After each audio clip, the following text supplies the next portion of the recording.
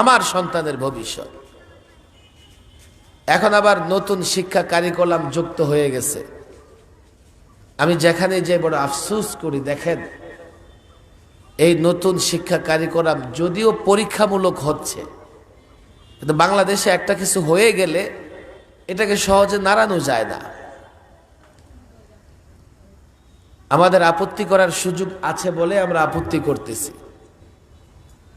এই নতুন যে কারিকুলাম, শিক্ষা কারিকুলামে আমাদের সন্তানদেরকে একদিকে বেহায়া বানাবে, আরেকদিকে বেয়াদব বানাবে। আপনারা সামাজিক যোগাযোগ মাধ্যমে দেখেছেন, শিক্ষকদের ট্রেনিং দেওয়া হচ্ছে ব্যাঙ কিভাবে নাচে।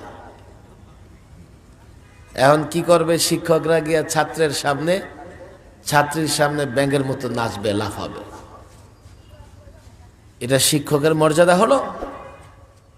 এটা কোনো শিক্ষার বিষয় হলো? হাঁসের মতো প্যাক প্যাক করবে। এই ছাত্র, এই ছাত্রীরা এই শিক্ষকের কাছে কি শিখবে? অথচ শিক্ষকের মর্যাদা, আমি জানি না এখন পাঠ্যপুস্তকে আছে কিনা, শিক্ষকের মর্যাদা নামে একটা গল্প ছিল আগের পাঠ্যপুস্তকে। আমাদের মুরব্বীরা হয়তো পড়ছে, আপনারা পড়ছেন নাকি? শিক্ষকের মর্যাদা। বাদশাহ আলমগীরকে নিয়ে এই ধরনের একটা ঘটনা। শিক্ষক ছাত্রের পায়ে পানি দিতেছে, বাদশাহ দেখছে, শিক্ষককে ডাকছে, এই শিক্ষককে ডেকে নিয়ে আসো। শিক্ষক তো ভয়ে কাঁপতেছে। আরে বাদশার ছেলে শাহজাদা, সে আমার পায়ে পানি ঢেলেছে, বাদশাহ দেখে ফেলেছে, আমার আর কল্লা থাকবে না। বাদশাহ বলে, ছেলেটাকে দিয়েছি যে আদব কায়দা শিখবে, আপনি তো তাকে বেয়াদব বানাচ্ছেন। কেন? সে কেন পানি ঢালবে? পানিও ঢালবে, আবার হাত দিয়ে পাও পরিষ্কার করে দেবে। যে ছাত্ররা শিক্ষকের মর্যাদা বুঝে না, সে ছাত্র শিক্ষা জীবন, পরবর্তী জীবন সফল হতে পারে না। এই যে বিষয়গুলো, এখন আপনারা তো বলবেন আমি যা বলেছি আপনারা মেনে নিয়েছেন, হয়তো মানেন নাই, কিন্তু এইগুলোর পিছনে একটা যুক্তি আছে। কি যুক্তি জানেন? যে হুজুর ছাত্রদেরকে বিনোদন, উৎসব মুখের পরিবেশে পড়াশোনা করাইতে হবে। বোঝার চেষ্টা করেন। আচ্ছা ভালো, বিনোদন বা উৎসব মুখর পরিবেশে পড়াইতে হবে। কয়েকদিন আগে বাংলাদেশের এক সাবেক মন্ত্রী, এখন কি সব সাবেক হয়ে গেছে না আছে আল্লাহ ভালো জানে, সে টেলিভিশন সাক্ষাৎকারে বলতেছে ৮০ লক্ষ টাকা স্কুল বানাইলাম। টেলিভিশনের সাক্ষাৎকারে। অথচ শিক্ষার্থী নাই। স্কুলের কি অবস্থা? আর নুরানি মক্তবের বেড়া নাই, ছাত্র জায়গা হয় না। নুরানি মক্তবে বেড়া নাই, চাল নাই, ছাত্র জায়গা হয় না। তোমরা যদি বিনোদন ছাড়া, হাঁসের ডাক আর ব্যাঙের নৃত্য ছাড়া ছাত্র পড়াইতে না পারো, তো তাদেরকে নুরানি মক্তবে পাঠায় দাও, নুরানি শিক্ষকরা পড়াইয়া দিবে। আমি দুপুরে দারুল উলুমে, কি মৌলভীবাজার দারুল উলুম মাদ্রাসায় জোহর নামাজ পড়ে মসজিদ থেকে বের হইতেছি, মক্তবের ছেলেরা কত ৬, ৭ এমন বয়স হবে, সব দাঁড়ায় গেছে আমার সঙ্গে মুসাফা করার জন্য। অথচ ওরা তো আমাকে চেনারও কথা না, ধাক্কাধাক্কি শুরু করছে, মুসাফা করবে। আর এক একজন মুসাফা করে এত খুশি, আমি দেখে বললাম হা, ওরা মাদ্রাসায় পড়ে খুশি, আলেমদের সঙ্গে মুসাফা করে খুশি, মাদ্রাসায় ছাত্র জায়গা দেওয়া যায় না। তাহলে এখানে কি বিনোদন আছে?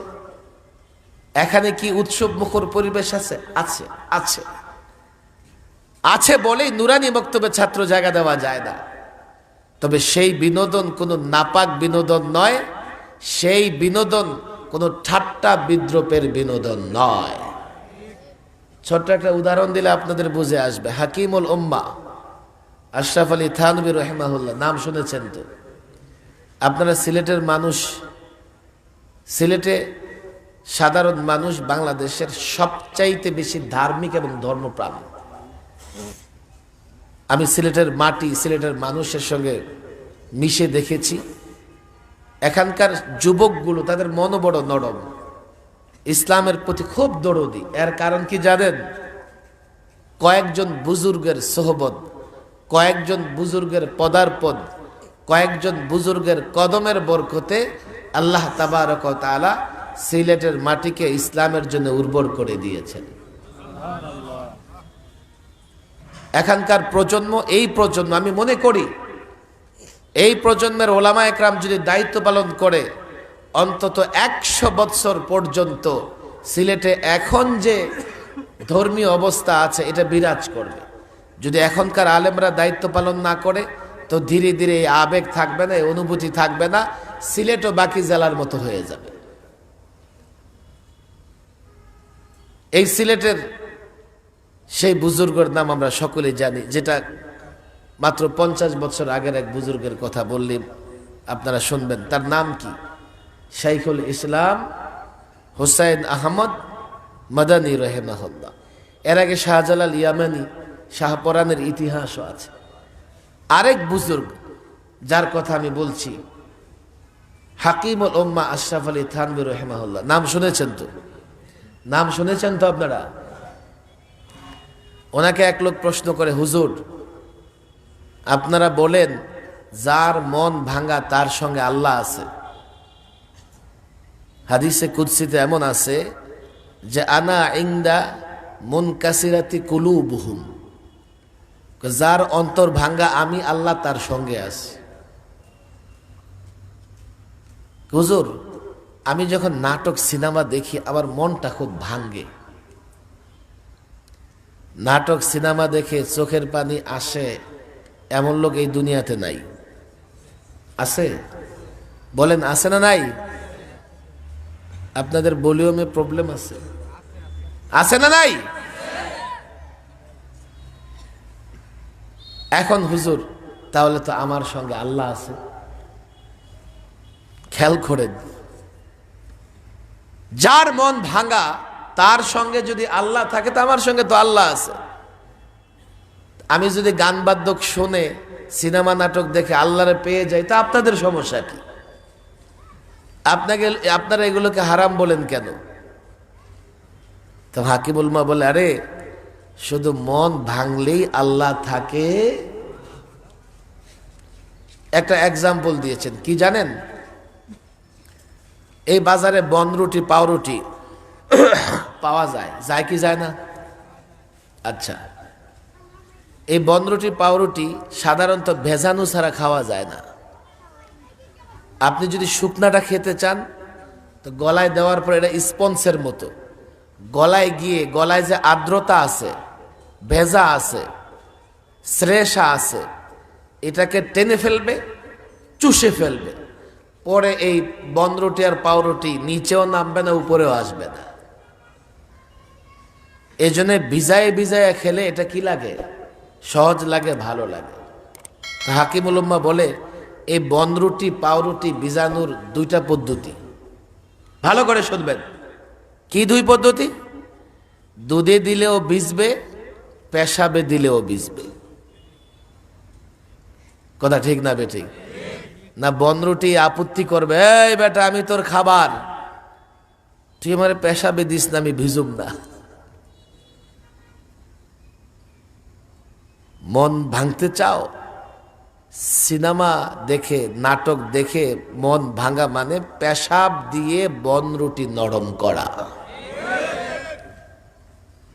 নাচ গান দিয়ে বিনোদন নাপাক জিনিস। বিনোদন, কেউ যদি মুমিন হয় তার তেলাওয়াত করলে তার বিনোদন লাগবে। কেউ যদি মুসলিম হয় মসজিদে তার বিনোদন খুঁজে পাবে, মসজিদে না গেলে তার ভালো লাগবে না। কথা ঠিক না বেঠিক? বিনোদন তো নির্ভর করে তোমার মন মানসিকতার উপরে, বিনোদন তো নির্ভর করে তোমার ব্যক্তির উপরে। তুমি যেটাকে বিনোদন মনে করছো, এন্টারটেনমেন্ট বিনোদন মনে করছো, গান বাদ্য এটা সেটা নাচ গান, আরেকজনের জন্য এটা যন্ত্রণাদায়ক। এই জন্য বলা হয় যে ইসলাম হচ্ছে স্বভাবজাত ধর্ম। আমি আলোচনা ভিন্ন দিকে নিতে চাই না, আমি যেটা বলি দেখেন, আপনি নাচ গান বাদ্যযন্ত্রের মাধ্যমে বাচ্চাদের বিনোদন দিবেন, তো এই নাপাক জিনিস দিয়ে বিনোদন দেওয়া হলো, ফালতু জিনিস দিয়ে বিনোদন দেওয়া হলো। এই বিনোদনে ছাত্র শিক্ষক সবার জীবন নষ্ট হবে। 2, নীতি নৈতিকতা বিবর্জিত বিনোদন, এমন বিনোদন যেখানে নীতি নৈতিকতা নাই। সামাজিক যোগাযোগ মাধ্যমে আরেকটা ভিডিও ভাইরাল হয়েছে, স্কুলের ছাত্রীরা হাঁটু পর্যন্ত পানিতে নেমে ধান লাগাইতেছে। এটা নাকি নতুন শিক্ষা কারিকুলামে আছে। আল্লাহ ভালো জানে কতটুকু শিক্ষা কারিকুলামে আছে। আলু ভর্তা কেমনে বানায়, ডিম কেমনে ভাজে, বিছনাপত্র কিভাবে গুছাইতে হবে, এগুলো যদি শিক্ষা কারিকুলামের বিষয় হয় তো বাড়িতে এসে কি করবে? অভিভাবকরা অভিযোগ করতেছে, আরে আমার সন্তানকে আমি ডিম ভাজাবো, ভাত রান্না করাবো, আলু ভর্তা বানাবো, বাসায় শিখবে, স্কুলে এত কষ্ট করে দিয়ে আসছে, এগুলো শিক্ষা দেওয়ার জন্যে? আফসোসের বিষয় হচ্ছে এই যে শিক্ষা ব্যবস্থায় নীতি নৈতিকতা বিবর্জিত, নাপাক দ্বারা ভরে যাচ্ছে। আপনি সন্তানকে যদি মানুষ করতে চান, আল্লাহ মাফ করুন, এই সন্তান সেই শিক্ষা ব্যবস্থায় মানুষ হওয়ার চাইতে আরো বেশি অমানুষ হয়ে বের হবে। এই অবস্থায় এই মাদারেসে কৌমিয়ার কোনো বিকল্প নাই। ভালো করে বুঝেন, আমি একথা বলি না যে আপনার ছেলে ডাক্তার ইঞ্জিনিয়ার হবে না, আমি একথা বলি না ব্যারিস্টার হবে না। আমার ডাক্তার দরকার আছে, আমার ইঞ্জিনিয়ার দরকার আছে, আমার ব্যারিস্টার দরকার আছে, আছে না নাই? তবে সবার আগে ওদের মানুষ বানানোর দরকার আছে।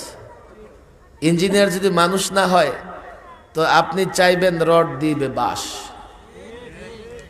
ডাক্তার যদি মানুষের মতো মানুষ না হয়, মেডিকেলে গিয়ে ভর্তি হবেন, ওই মেডিকেলে যতগুলো চেক আপ আছে সব আপনার উপরে করবে। কথা ঠিক না বেঠিক? যদি দেখে যে আপনার পকেট গরম, তো এমন এমন পরীক্ষা দিবে, পুরা ঢাকা শহর ঘুরে ঘুরে পরীক্ষা করাতে করাতে আপনার পকেট শেষ। উকিল ব্যারিস্টার যদি মানুষের মতো মানুষ না হয়, উকিল ব্যারিস্টার ডেটের পর ডেট, তারিখের পর তারিখ দিবে, আপনি কোর্টে আদালতে দৌড়াইতে দৌড়াইতে নিচের দিকে স্যান্ডেল ছিঁড়বে আর উপরের দিকে মাথায় চুল থাকবে না। যদ্দূর মানুষের ভিতরে নীতি নৈতিকতা আসে, দিন এবং ইসলাম শিক্ষার মাধ্যমে আসে। কেন জানেন? নীতি নৈতিকতা একটা চিন্তার জায়গা থেকে হয়। কেউ যদি চিন্তা করে যে আমি দুনিয়াতে পার পেয়ে যাব, আল্লাহর কাছে জবাব দিতে হবে, অটোমেটিকলি তার ভিতরে নীতি নৈতিকতা চলে আসবে। রাতের অন্ধকারে, অন্ধকার রাত্রে, অন্ধকার কামরায়ও মন্দ কাজ করতে তার বিবেক বাধা দেবে যে না, দুনিয়ার কেউ না দেখুক, আইন শৃঙ্খলা বাহিনী না দেখুক, আল্লাহ দেখছেন। দুনিয়ার লোকদের ফাঁকি দিতে পারলেও আল্লাহকে ফাঁকি দিতে পারবো না। কেন রে ভাই, কেন এগুলো বুঝো না? আর আল্লাহমুখী জবাবদিহিতা, আল্লাহকে ভয় পেতে হবে, আল্লাহ সব করেন, এগুলো স্কুল কলেজে শিক্ষা দেয় না, এগুলো শিক্ষা দেয় মাদ্রাসায়। কথা ঠিক না বেঠিক? এই জন্য আমি বলি, দেখেন অনেক জেন্টেলম্যান আপনারা এখানে আসছেন, আপনাদের কাছে আমার অনুরোধ, সন্তানদেরকে অন্তত 3 বছরের জন্য মাদ্রাসায় দিবেন। কয় বছর বলেন? আমি চ্যালেঞ্জ করে বলি, 3 বছর মাদ্রাসায় যা পড়বে, স্কুলে 5 বছরেও তা পড়তে পারবে। আমি আলেমদের বলি, আপনারা এই যুগের চ্যালেঞ্জ মোকাবেলা করার জন্য ওপেন চ্যালেঞ্জ ঘোষণা করেন। 3 বছরের জন্য দাও, 5 বছরের জন্য পড়াই দেব। নুরানি মক্তবে সে যা লিখবে, হাতের লেখা এত সুন্দর হবে, এসএসসির শিক্ষার্থী এত সুন্দর লিখতে পারবে না। নুরানি মক্তবে পড়ে বাংলা এত সুন্দর করে উচ্চারণ করবে, ক্লাস 5 পড়ুয়া ছাত্র এত সুন্দর করে উচ্চারণ করতে পারবে না। চ্যালেঞ্জ ঘোষণা করেন, আজকে যুগের চ্যালেঞ্জ মোকাবেলা করেন। আমাদেরকে তো বলা হয় যে আমরা পশ্চাৎপদ, আমরা নাকি জাতিরে পেছনের দিকে নিয়ে যাই, আর ওরা জাতিরে সামনের দিকে নিতে নিতে কিছুদিন বানরের বাচ্চা, এখন আবার হাঁসের নাচ নাচি। কোনদিন ইসলাম ব্যাকডেটেড নয়। ইসলাম আধুনিক ধর্ম, বিজ্ঞানের ধর্ম, ন্যায়ের ধর্ম, ইনসাফের ধর্ম, সাম্যের ধর্ম।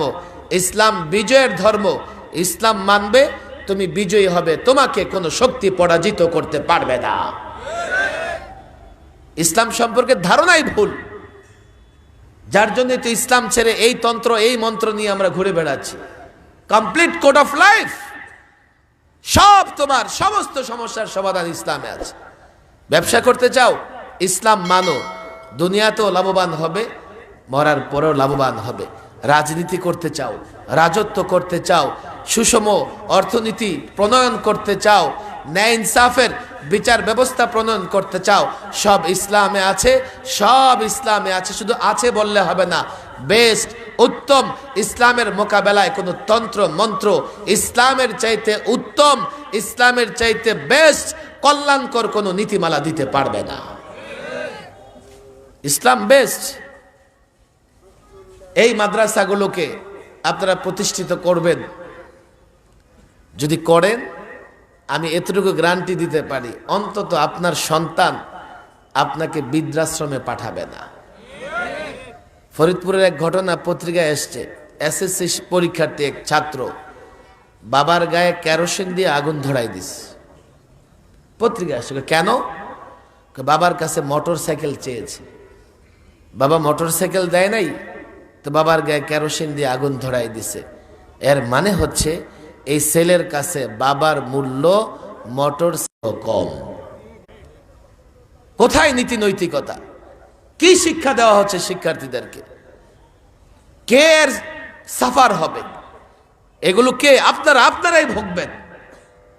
আপনার সন্তান যখন আপনাকে মানবে না, আল্লাহ মাফ করুন, একটা পরিবারের একটা সন্তান যদি বিপদগামী হয়, এই পরিবারে কোনো শান্তি থাকে না। কথা ঠিক না বেঠিক?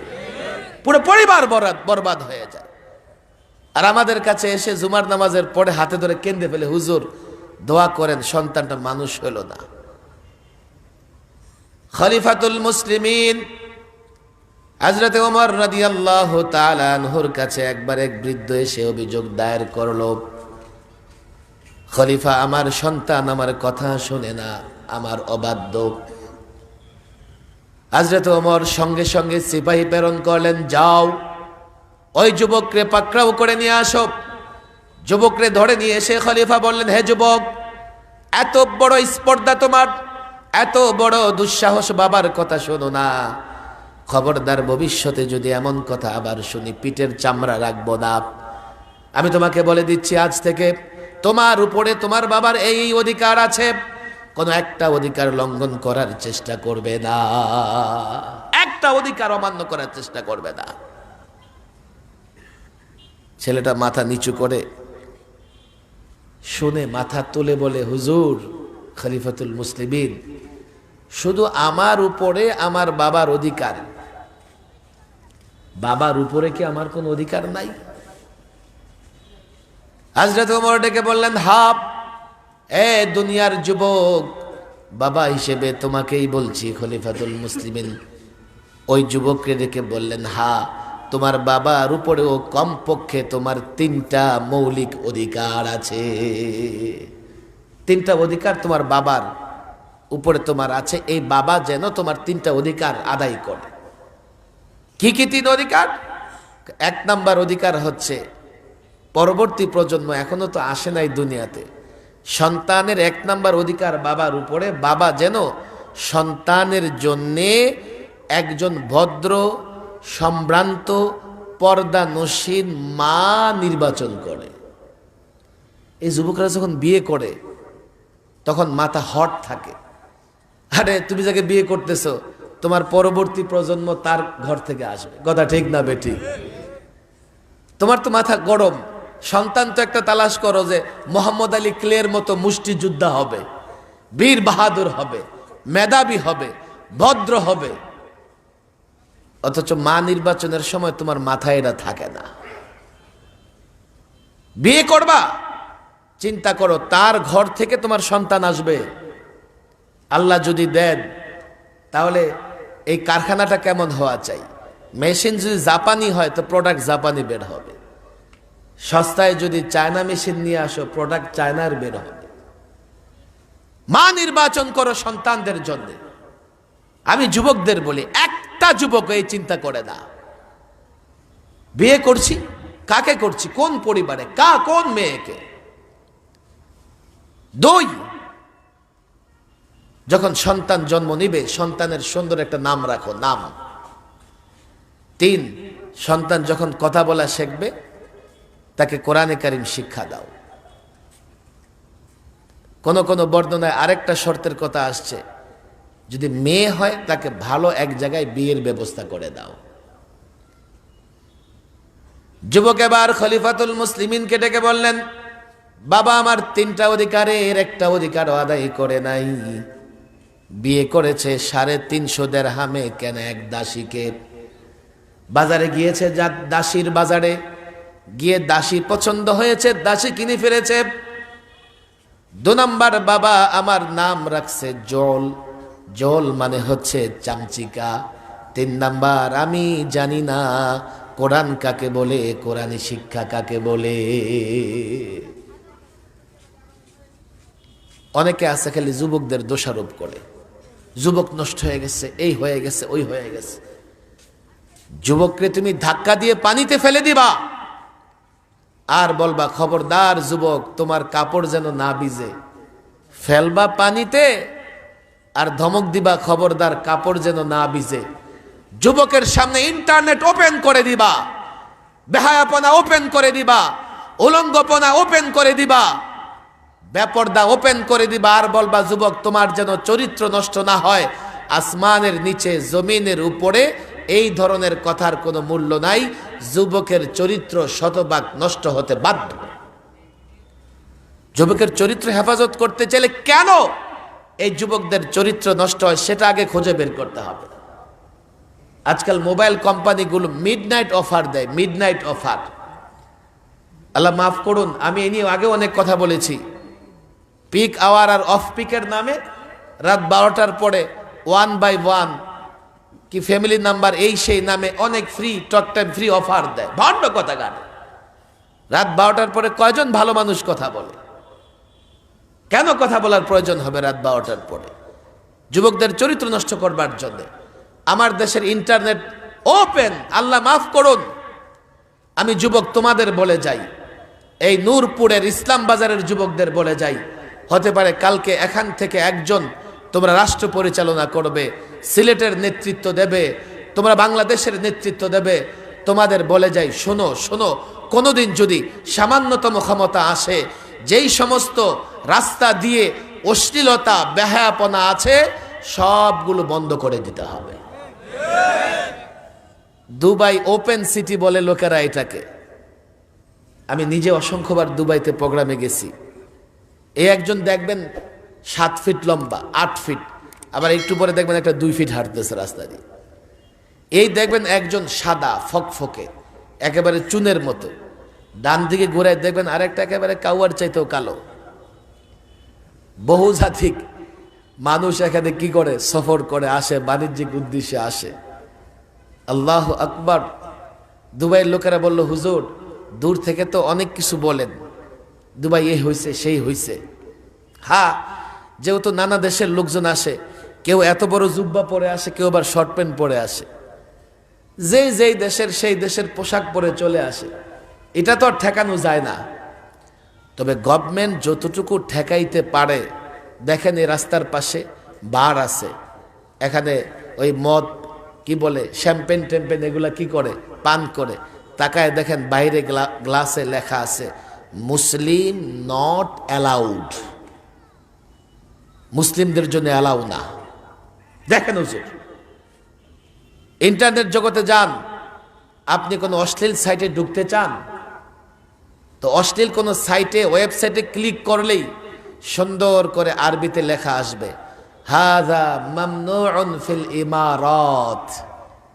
তুমি যেই সাইটে ঢুকতে চাইতেছো অশ্লীল সাইটে, এটাই ইমারতে, এটা ইমারতে, ইমারত বলতে দুবাই আবুধাবি 7টা স্টেট মিলে এটাকে বলে সংযুক্ত আরব আমিরাত বা আল ইমারাতুল ইসলামিয়া, আল ইমারাতুল আরাবিয়া।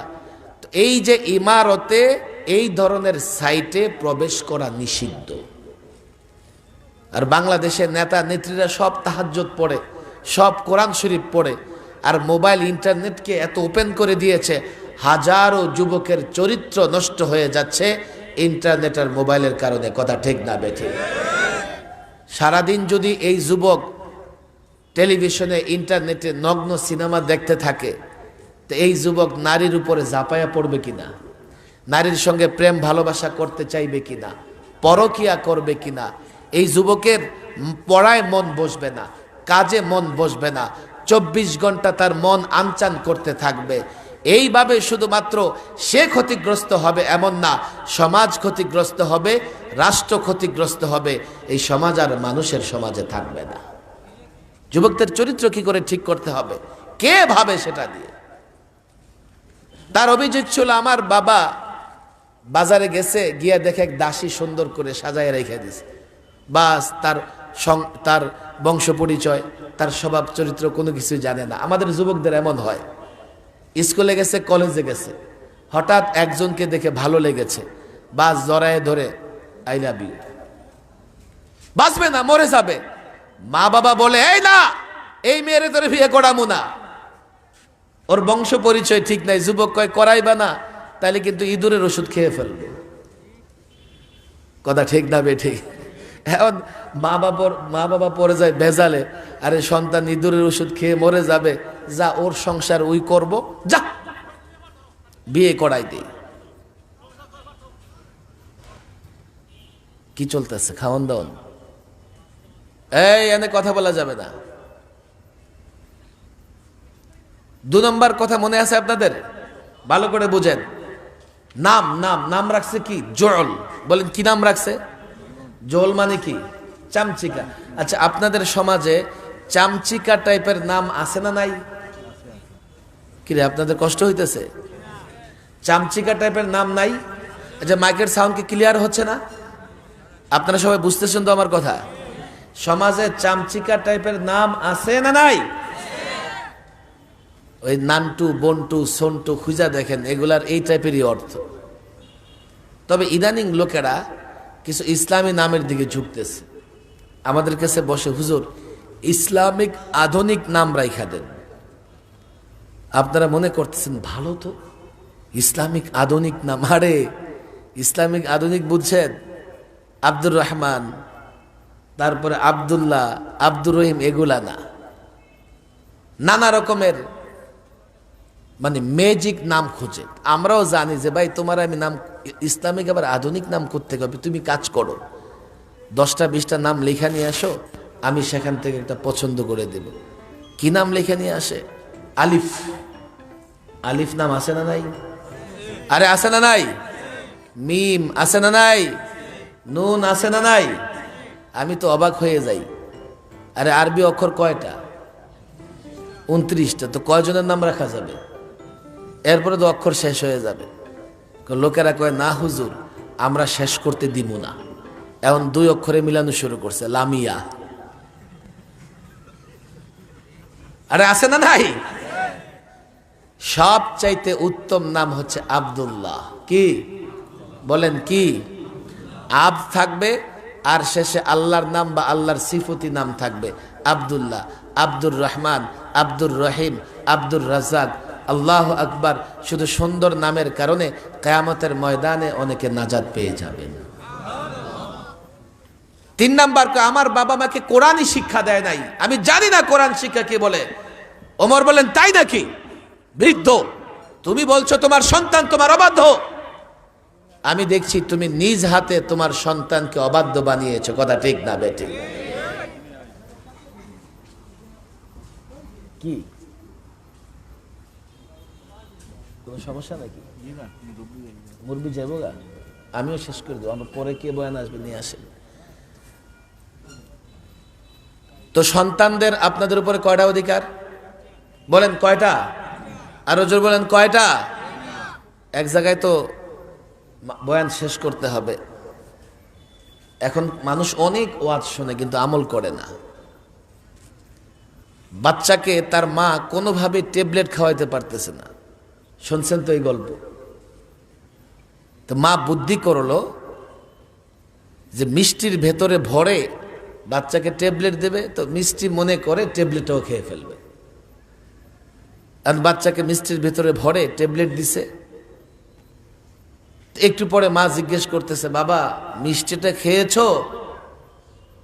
হা মা, মিষ্টি তো খেয়েছি, তবে বিচিটা ফেলে দিয়েছি। ওয়াজের অবস্থা এমন হয়ে গেছে, নানা রকমে বুঝাই যাতে ওয়াজও শোনে, আসল বিষয়টা নেয়। ওই আসল বিষয়টা ফালাইয়া ওয়াজ শুনে বাড়ি চলে যায়। আপনার উপরে আপনার সন্তানের কয়টা অধিকার? জবান খুলে সবাই বলেন কয়টা? আরো জোরে কয়টা? জোরে বলেন কয়টা? আল্লাহু আকবার বলেন জোরে, আল্লাহু আকবার। সকলে আল্লাহু আকবার, আরো জোরে আল্লাহু আকবার। ওই কোণা থেকে আওয়াজ আসে না, বলেন আল্লাহু আকবার, আরো জোরে বলেন আল্লাহু আকবার। তিনটা অধিকার মানবেন তো? আমার কিন্তু এই আলোচনা করার আজকে ইচ্ছে ছিল না। আমি একটা আয়াত তেলাওয়াত করছি, মনে আছে আপনাদের? আহাসিবান নাসু আইয়ুতরাকু আইয়াকুলু আমান্না আইয়াকুলু আমান্না ওয়া হুম লা ইউফতানুন। সময় শেষ হয়ে গেছে, শুধু তর্জমা করে দেব। আল্লাহ বলেন, লোকেরা কি মনে করে যে তারা বলবে যে আমরা ঈমান এনেছি, বাস আল্লাহ তাদের কোনো পরীক্ষা নিবে না? বুঝেন বুঝেন, এই মুমিন, তোমরা কি মনে করো তোমরা বলবে যে তোমরা ঈমান এনেছো, বাস দায় মুক্ত হয়ে যাবে, আল্লাহ কোনো পরীক্ষা নেবেন না? অথচ আল্লাহ পরীক্ষা নেবেন। কেন পরীক্ষা নেবেন? যাতে আল্লাহ জানতে পারেন কে তার এই দাবিতে সত্যবাদী, কে তার এই দাবিতে মিথ্যাবাদী। কথা ঠিক না বেঠিক? আপনি বলেন যে আপনি ঈমান এনেছেন, আপনি সত্যবাদী, ইমতিহানে প্রমাণ হবে। আপনি মিথ্যাবাদী, ইমতিহানে প্রমাণ হবে।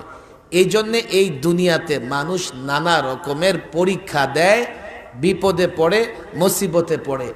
এর মাধ্যমে প্রকৃতপক্ষে আল্লাহ তাবারক ওয়া তাআলা এটা প্রমাণ করতে চায় কে সত্যবাদী, কে মিথ্যাবাদী। কথা ঠিক না বেঠিক? কি বিষয়ে পরীক্ষা নেবে আপনাদের? وَلَنَبْلُوَنَّكُمْ بِشَيْءٍ مِّنَ الْخَوْفِ وَالْجُوعِ وَنَقْصٍ مِّنَ الْأَمْوَالِ وَالْأَنفُسِ وَالثَّمَرَاتِ। আমরা সাধারণত তিনটা বিষয়ে পরীক্ষা দিই, যদিও হযরত ইব্রাহিম আলাইহিস সালাম 50টা বিষয়ে পরীক্ষা দিয়েছিলেন। وَإِذِ ابْتَلَى إِبْرَاهِيمَ رَبُّهُ بِكَلِمَاتٍ فَأَتَمَّهُنَّ।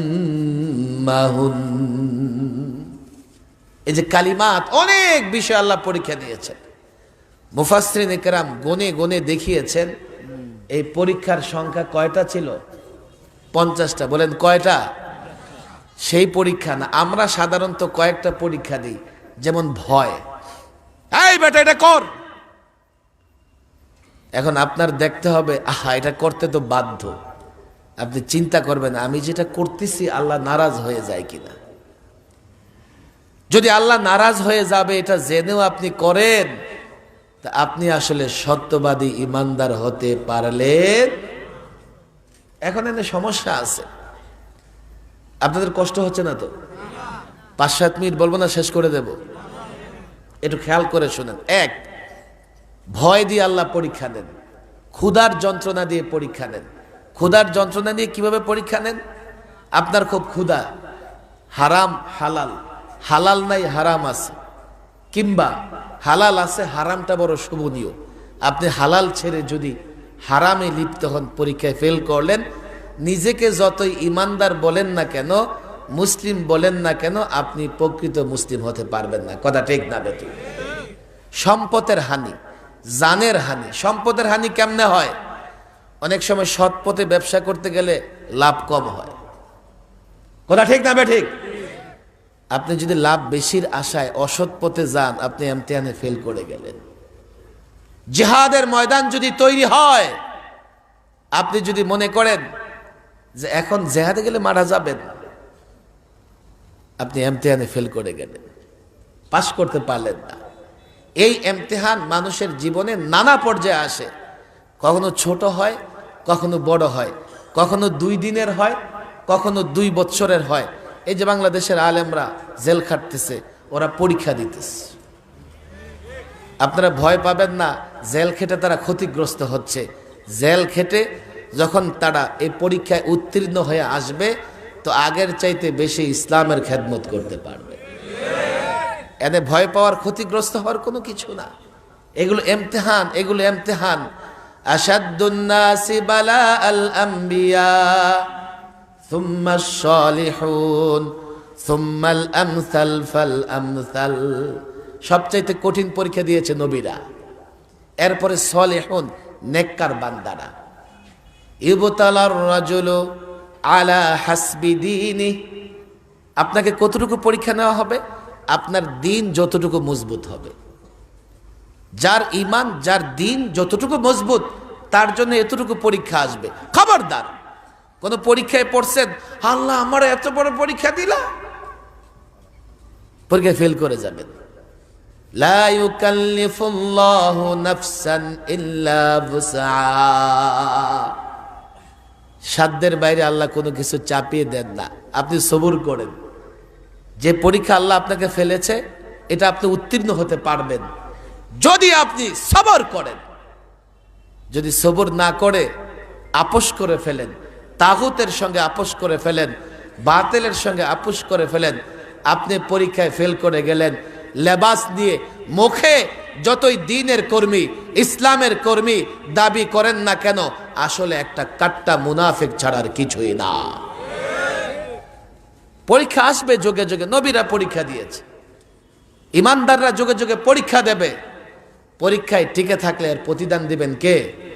বলেন, প্রতিদান দিবেন কে? দুইটা কথা মনে রাখবেন, আপনার সাধ্যের বাইরে আল্লাহ আপনার কাছ থেকে পরীক্ষা নিবে না। ভালো করে বুঝবেন। ক্লাস 1-এর ছাত্র পরীক্ষা দেবে, তো প্রশ্ন 1-এর ছাত্রের উপযোগী করে করা হয়। মাস্টার ডিগ্রির ছেলেরা পরীক্ষা দেবে, সেখানেও ওই ছাত্রের উপযোগী করে প্রশ্ন করা হয়। বর্তমান সময় ইমতিহান চলবে, নানা ইমতিহান আসবে, কিন্তু আল্লাহর নির্দেশের বাইরে যাওয়া যাবে। মনে রাখবেন আব্দুল্লাহ ইবনে আব্বাসের হাদিস, গোটা দুনিয়া যদি একত্রিত হয়ে যায় আপনাকে সামান্য উপকার করবে, ততটুকুই করতে পারবে যতটুকু তাকদিরে আছে। আর গোটা দুনিয়া যদি একত্রিত হয়ে যায় আপনার কোনো ক্ষতি করবে, ততটুকুই ক্ষতি করতে পারবে যতটুকু তাকদিরে আছে। তাহলে ভয় কিসের? কিসের ভয়? হিম্মত, সাহস নিয়ে হক এবং ইসলামের পথে অবিচল অটল থাকতে হবে। থাকবো তো ইনশাআল্লাহ, থাকবো তো ইনশাআল্লাহ। আল্লাহ তাবারক ওয়া তাআলা এই তৌফিক আমাদের দান করুন। এই মাদ্রাসাকে আল্লাহ কবুল করে নেন। আমি মোহতামিম সাহেবকে বলেছি, বড় সুন্দর জায়গা চতুর্পাশে। আমি মাইকেও বলে যাই, যুবকদের বলে যাই, মাদ্রাসাটা এত সুন্দর করো, সামনে একটা বড় মাঠ যেন হয়, এত সুন্দর করো, ভিতরে একটা পুকুর যেন থাকে, ছোট্ট একটা বাগান যেন থাকে। তোমার সন্তান পড়াশোনা করবে, তোমার ভাই পড়াশোনা করবে, তুমি কি তার জন্য এমন একটা পরিবেশ চাও না যে হাসি খুশি দৌড়াইয়া স্বাস্থ্যসম্মত পরিবেশে পড়াশোনা করবে? যদি চাও, মাদ্রাসাকে তৈরি করো, আর 3 বছরের জন্য সন্তানকে মাদ্রাসায় দাও। আল্লাহ তাবারক ওয়া তাআলা মাদ্রাসাকে কবুল আর মঞ্জুর করে নিন। ওমা তাওফীকি ইল্লা বিল্লাহ ওমা আলাইনা ইল্লাল বালাগ।